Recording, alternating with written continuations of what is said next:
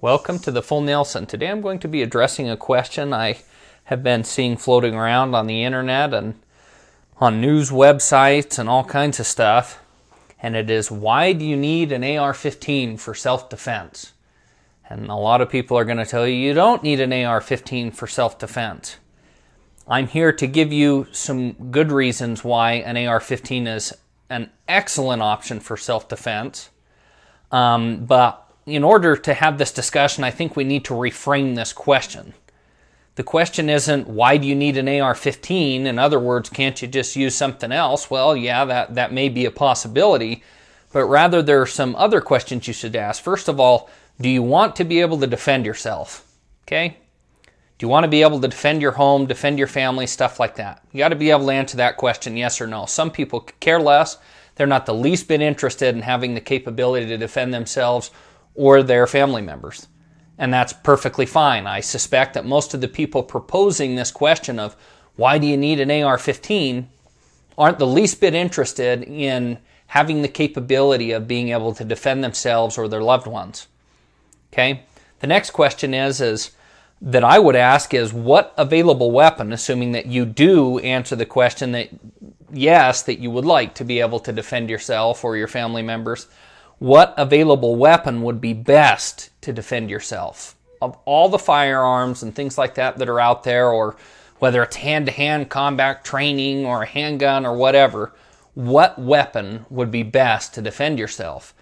Now, obviously, if you're walking around out on the street and stuff like that, a handgun would probably be best. Probably something that you can conceal quite well, like this Glock 43 here. It's nice and small, can carry inside the waistband holster.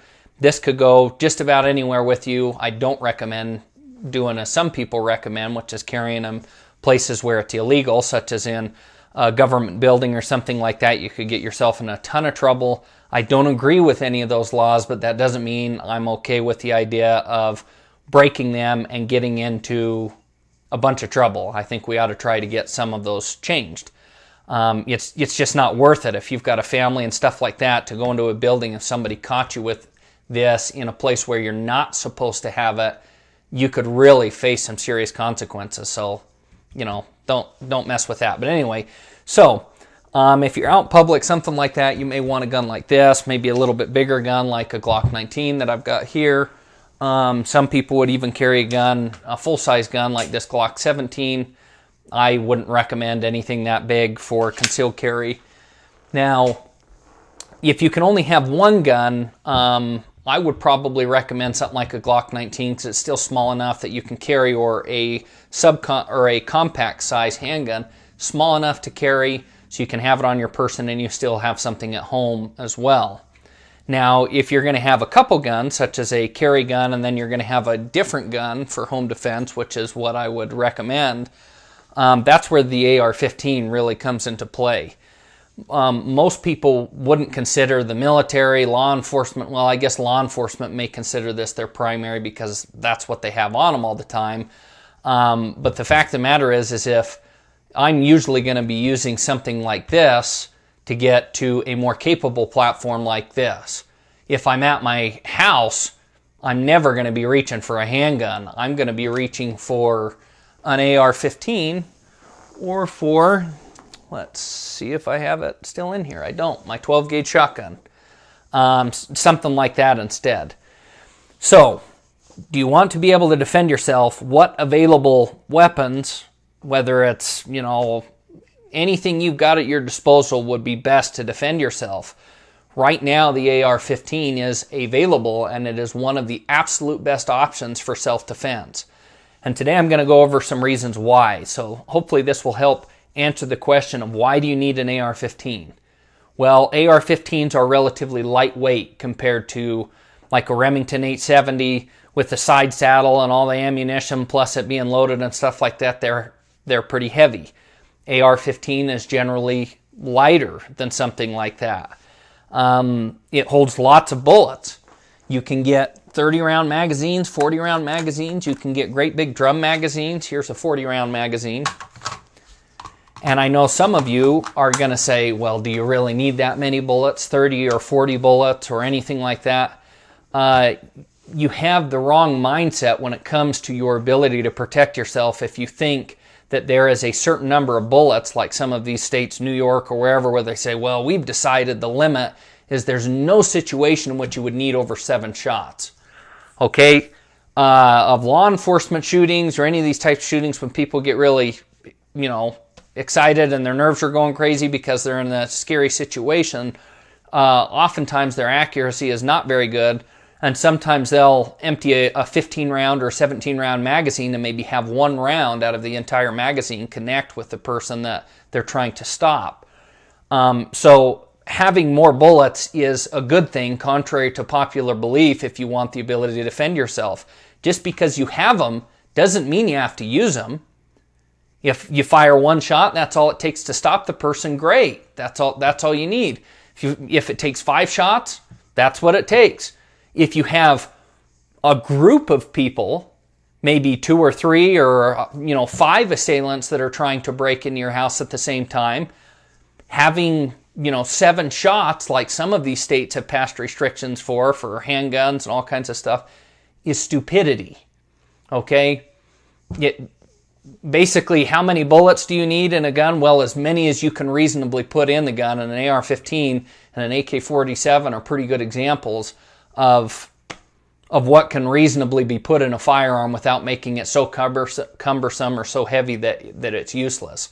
So it holds lots of bullets. Its capacity makes it an excellent choice for a self-defense firearm. Low recoil.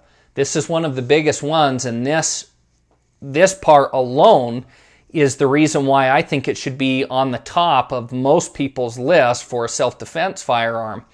If you have a wife or an older teenager in your home or something like that, and you want to train them how to operate a firearm in case you're not there, they are going to have a way easier time shooting this and not getting knocked around, especially if it's a smaller frame person, than they are with a shotgun.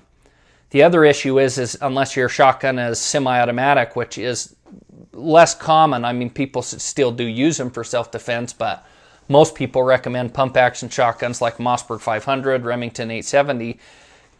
It takes more to operate those without having a malfunction than what it takes to operate an AR-15 without having a malfunction. Basically with this, if you have it loaded and in a safe place where it's accessible for your wife or whoever needs to be able to get a hold of it, they can pick this up, turn the safety off, and however many bullets are in the magazine, they have at their disposal, and all they've got to do is pull the trigger once for each shot that they want to fire. If I hand them a pump-action shotgun, they got to shoot once and then pump the gun and then shoot again and pump the gun again. And if they accidentally don't pump it all the way, they fail to pick up another round. They're in a really bad situation with all that type of stuff. So holds lots of bullets. The recoil on a shotgun is substantial. You hand a 12 gauge loaded with 00 buckshot to a smaller frame person, they do have some lower recoil 00 buckshot, but it's still going to have 10 times the amount of recoil of what you have in an AR-15. An AR-15 has almost nothing in comparison to a 12 gauge shotgun. So that's a huge factor for anybody that's a smaller person. If I were going to train my mom how to use a firearm, or if I were going to I've taught my wife how to use a variety of different firearms, this is the one I would recommend she pick up if there's a problem, an AR-15. So let's see here. Along with this, holding lots of bullets, low recoil, I'm going to go ahead and skip ahead here to another point I've got, which is the learning curve for an AR-15. If I have somebody who's never shot a firearm in their life, this, in my opinion, is one of the easiest firearms to teach somebody how to operate out of all of the firearms that I would consider a good firearm for self-defense. It's going to take more practice for my mom or for somebody who has little to no experience with a firearm to learn to shoot a handgun well or to learn to shoot a 12 gauge shotgun well than what it's going to require for an AR-15. Okay? That's my honest opinion, and I have extensive experience with all handguns and rifles and shotguns and you name it. So now, easy to learn and operate, easy to mount lights and lasers. Most 12 gauge shotguns don't come set up to mount optics, and they don't come set up to easily mount, lights or lasers or anything like that. To be honest, at closer distances, you don't need an optic on a shotgun, and you don't necessarily have to have one on an AR-15 either. But an AR-15, right the way they come, are already set up with Picatinny rail on top, which is perfect for mounting any type of optic you want, whether it's something like this this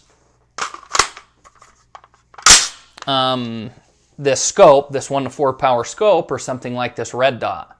They're already set up for that. You can see a lot of the handguards have Picatinny rail that runs the length of it, so you can add backup sights.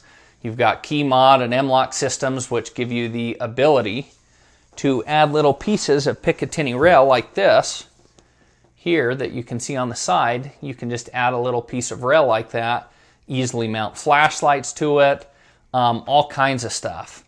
So tons of accessories and the ability to, customize it the way you want, but make the firearm very usable for what it is you intend to do with it.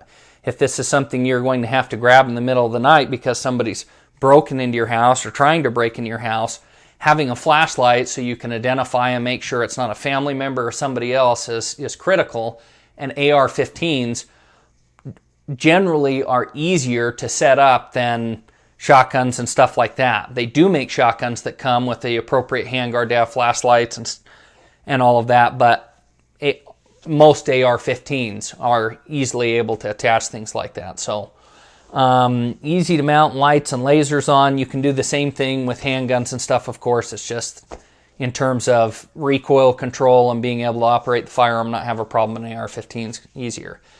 They're cheap. Right now, AR-15s are ridiculously cheap. In fact, AR-15s are cheaper than handguns like this Glock by a substantial amount. Glocks, the newest generation of Glock's probably going to set you back $550 or so. Yeah, roughly in that price range, $550, $575. 4th gen Glocks are probably going to cost you anywhere from $450 to $500, maybe $525. That's what this is, 4th gen. Smith & Wesson M&P line is going to probably be about in the $450 range. You can buy AR-15s right now, decent AR-15s, and I'm going to get into this later in a separate video about shopping for an AR-15. You can get decent AR-15s. I've got this AR pistol here. This AR pistol was under $400, and it didn't include the stabilizer. I had to add that, or the sights or any of that stuff. I put all that stuff on. So by the time you deck it out, my sight was $200, this is $50. You're looking at maybe $650 or so. And for the capability you get for that same price range, and again, if you can't afford a red dot initially, you can just get some cheap iron sights or something like that to get you by. But the capability you're getting out of something like this over a handgun, especially considering the fact that these handguns are more expensive or around the same price. If you only don't have any guns at all and you need something to be able to carry, of course a handgun's going to be great. But if you already have a handgun, or you already have a concealed carry weapon, or you have no intention to carry concealed, you just want something at home, an AR-15 is going to be a better option for the money.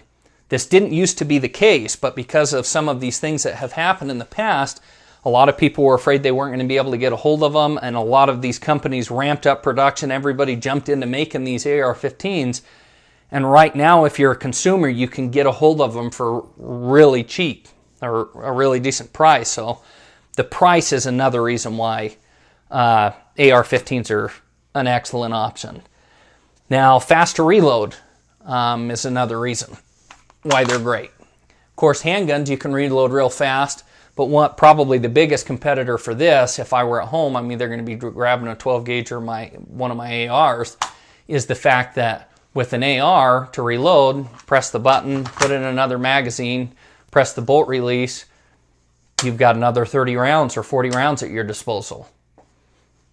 With a 12 gauge, you have a substantially more lead going down range with every shot, but the capacity, as far as how many bullets they hold, is less, unless you have a big drum mag or something crazy. Then, yeah, I wouldn't recommend those for home defense anyway. But unless you had a big drum magazine or something like that, the capacity is going to be more on an AR-15, and you can reload it very quickly. As I just showed, you just press the button, put in another magazine, press the bolt release on the other side, and you've got another 30 or 40 rounds that quick. Whereas with the shotgun, you're going to have to load those all in one by one. Okay? So reload is fast. Now, ammo is cheap for an AR-15 compared to like shooting 12 gauge double-aught buckshot. The ammunition is substantially cheaper. You can actually afford to go practice with your AR-15, whereas practicing with the shotgun loaded with double-aught buckshot it's going to be more expensive. It's not so cost prohibitive you can't do it. It's just, anyway. So ammunition is cheap, readily available for AR-15s. An AR-15 has better range than a 12 gauge shotgun. Now, in your house, that's not going to matter. You're probably going to be close enough range that wouldn't be an issue unless you have a really big house, and then you would, be benefited that much more by having an AR-15. But the range is better on an AR-15. It is a more versatile platform. If you had to take a shot at a longer distance, out to 100 yards or several hundred yards, if you have the right optic, you can easily do that. I use this particular AR-15 at home with the scope turned down to 1 magnification, so I can still use it indoors and up close. And then I can turn around and take this same rig coyote hunting, and I just pull the flashlight off the end, and I have no trouble at all. Once I crank the magnification up to 4 power, 6 power, they make 8 power power versions, 1 to 8 power, 1 to 6. 1 to 4 versions of these types of scopes. And they still work really good indoors when they're turned on their lowest magnification. So better range than a shotgun or than a handgun by a substantial amount. And the last thing I will mention is that an AR-15 will penetrate soft body armor because of the speed. The rounds are going fast enough that with soft body armor, the rounds will go through soft body armor. Now, they won't go through higher level body armor, I believe through level 3 or something like that. They won't penetrate that, but level 2 and below, AR-15 will penetrate just because of the sheer speed of the rounds. Some of you are going to say, well, what would you possibly need that for? Well, some of these goofballs nowadays that are doing these horrible things, it just so happens some of them in some of these past shootings have had body armor and stuff like that on. I don't know if it's soft body armor, if it was level 2 or below, or if it's something more substantial. But for me, that's just one more capability that if it's just inherent in the platform, I have no problem with that. It's just another benefit. Maybe not a big deal, but something worth noting at least. So all of these reasons that I have given so far are reasons why an AR-15 platform or an AK-47 platform may be substantially better than a handgun or a shotgun. So all of the people that are out there saying, you don't need that, you should just use a double barrel shotgun like Joe Biden says, you people don't understand anything about firearms. If you can't see that there are clear benefits, if I went out and handed you one of each of these ones I've described and I said, okay, I want you to hit this plate-sized target at 15 yards or 20 yards, and I want you to put them all in, that plate as quickly as you possibly can, and I gave you a basic rundown of the operation and showed you how to aim them properly and all that kind of stuff, I guarantee you would find the ease of use with an AR or an AK platform would be way easier than a handgun or a pump-action 12-gauge shotgun. So don't believe all that bunk that you're hearing from the media about nobody needs one of those and nobody needs this and all this kind of stuff. My honest opinion about why it is that they're after this gun or an AK-47, this is my opinion. It's the only conclusion I can come to, and you guys can share with me your thoughts and let me know what you think, but this is my personal feeling on the situation. Why is it that if only like 3% or 5% of all homicides with firearms are done, why is it that if 3 to 5% are carried out with a rifle and all of the rest are done with handguns, why do they keep targeting specifically the AR-15 and AK-47s? If your goal really was to stop homicides with firearms, wouldn't you be targeting a handgun? Now, I don't believe any of those laws would actually slow down or stop homicides with firearms. That's a topic for another video, and I will get into that in the future. But it doesn't make a lot of sense if 95% of your problem is coming from this type of a firearm to target this one in an AK-47, unless there's some other issue at play. And this is my opinion, to be honest. We know that the Second Amendment of the Constitution that gives us the right to bear arms to protect ourselves isn't just to be able to protect yourself from the bad guy at your door. It's to be able to protect yourself from a tyrannical government. And the Second Amendment was essentially put in place because of what our founding fathers went through during the Revolutionary War, and them having to use firearms to separate themselves from the British, and decided they wanted to form their own country and own government and all that type of stuff. And so they needed firearms to overthrow what they perceived as a tyrannical government that was oppressing them, in order to start this new country that we now have the opportunity to live in today. Now, in my humble opinion, the only reason why I think they are specifically targeting AR-15s, AK-47s, these platforms, even though they're not used in, they're used in 3 or 5% or whatever, a tiny percentage of the overall homicides with firearms instead of these handguns, which make up the vast majority of them, is because if there ever were a need to fight against a tyrannical government, you would be severely handicapped, or we would be severely handicapped, if all we had at our disposal was a handgun. Think about that. If you can only engage targets out to 25 or 50 yards or 100 yards with your handgun, and you're fighting against a government that's equipped with rifles that can shoot 400 or 500 yards, AR-15s and AK-47s and all this type of stuff, your ability to defend yourself from tyranny is zero. Well, not zero, but it's going to be not very good. You're going to be in a severely handicapped position.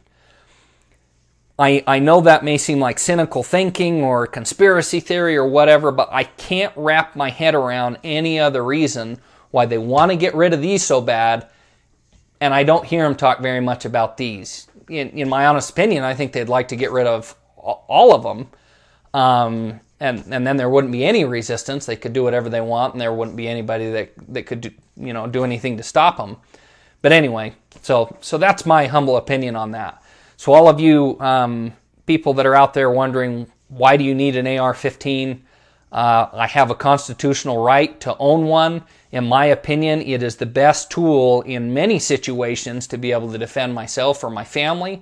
There are a lot of other Second Amendment supporters out there who feel the same way, and this is what they want to use for that particular application. My question for you is, why do you want to take away AR-15s and AK-47s, pass laws that would restrict the law-abiding citizen's ability to own these? Somebody like me who doesn't misuse my firearms and doesn't break any laws, why do you want to take away my chosen platform that I would like to use to defend myself or defend my family with the stroke of a pen, in hopes that maybe these people who are breaking laws and misusing firearms and going out and hurting people and breaking the highest law of the land, which is, to take somebody else's life, why do you think it's a good idea to pass laws that would restrict the law-abiding's ability to get a hold of these, but that would do nothing to stop the people who already ignore all of the current law's ability to get a hold of something like this? The best example I can give of this is, if you really believe that making these illegal will somehow make them disappear, there's two examples I'd give you. One of them is drugs. Drugs or a huge percentage of drugs are illegal. Street drugs, heroin and methamphetamines, and all of these things are illegal. Marijuana is still illegal in a lot of places. Does it stop people from finding them and using them or selling them, distributing them? Of course not. Alcohol, if you look at the historic example of alcohol and the prohibition of alcohol, when that was made illegal, did all of a sudden alcohol consumption just stop and it just magically disappeared because the government passed a law that said you weren't allowed to have it? No, what happened is the law-abiding citizens complied with no longer drinking alcohol, just like the law-abiding today may comply with not doing drugs, but all the people who disregard the laws continue to do those things. So I'm not advocating no laws at all, and most Second Amendment supporters are not advocating that we don't have any laws because laws just don't work. In my opinion, laws aren't a substitute for morals, which is a huge problem we have in society, but I'm not advocating having no laws. I'm simply saying if we already have laws and they're ignoring those laws, how does it make sense to pass additional laws that will further restrict or further infringe upon the law-abiding citizens' ability to use firearms and will do nothing to stop the people who have no regard for the law? So there you go. So that kind of concludes my rant of why you need an AR-15 or why it may be an excellent choice. If you have a small frame person, you want to teach your wife, your mom, anybody how to use a firearm, this AR-15 platform is an excellent platform for self-defense, contrary to what other people will tell you. If you really want to know whether or not it's a good platform, look at what a lot of these armed security guards that follow politicians around, that follow the president around, that follow movie stars around and stuff like that, what they're carrying. Some of them carry handguns, but when you need serious protection, guys are carrying AR-15s and submachine guns and all this other kind of stuff. Why would they be doing it if it doesn't work? Okay, so that concludes my rant. If you're a decent law-abiding citizen, go out and buy an AR-15 and learn how to use it. Thanks for watching. Have a nice day.